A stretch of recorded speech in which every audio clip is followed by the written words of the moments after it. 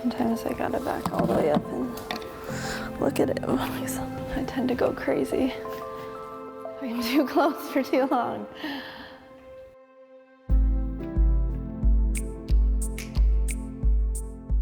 The original idea, I was kind of thinking a frame, so the charcoal provides that like really, really dark black. And I could do it with paint, but I kind of like the texture of the charcoal with the acrylic paint because you can dig into it a little bit.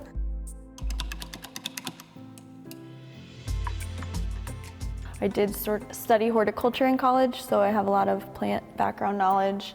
I also tried to pick some kind of like seasonal to Minnesota and some of my favorite things in Duluth, like right now the Annabelle hydrangeas are kind of crazy and pink and full-bodied.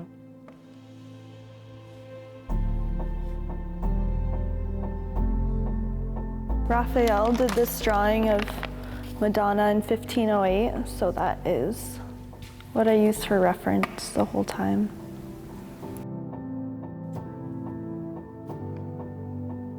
It came from her heart and her appreciation of what the old masters have done. I mean, when you try to do it yourself, like in anything, you really gain an appreciation of what the people that have done it before you have done. And so she just recognized the beauty in that drawing and wanted to bring it to this day and age.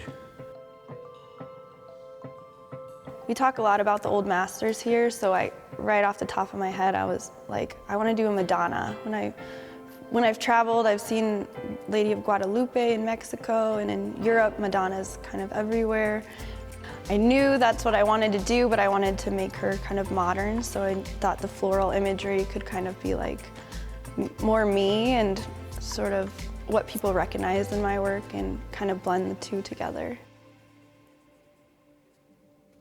Cam's part of our first batch of students, our first graduating class after this next spring, so it's kind of our first kids will be going off into the real world and they're just beginning. I mean, to what they're going to be doing 10 years from now, who can imagine? I think that this program has really helped me with time management more than anything. 9 to 5, I paint. That doesn't include the business of art, doesn't include networking or social media posting, anything aside from just getting here and putting in the work.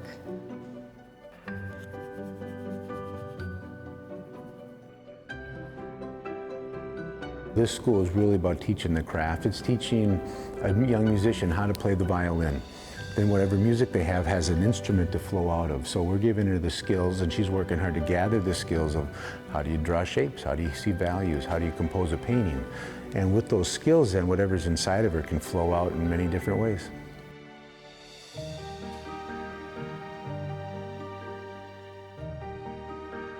So I'm kind of like at the icing on the cake stage.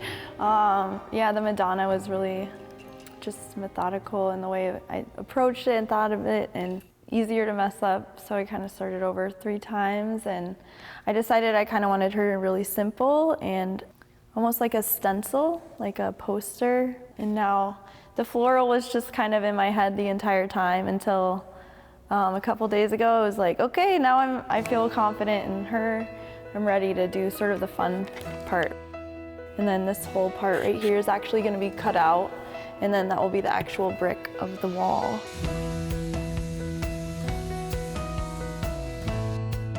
I was really excited. I'd never done anything like that before, so I was still a little bit hesitant, like, what am I forgetting here?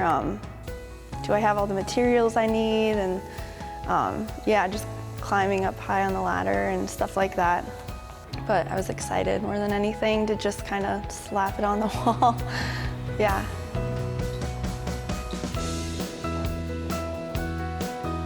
So Tom Moriarty helped me, and he's done quite a few murals around town. He's a good friend and he's super helpful, so I was glad he was there to kind of calm me down more than anything.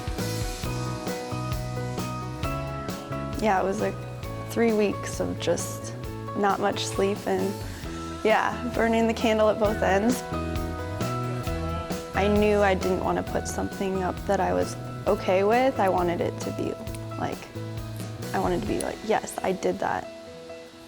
Your goal is that you share your art, and to share it on such a big stage and a public stage where people can walk by and see it and not have to go to a museum or a gallery at home is fantastic.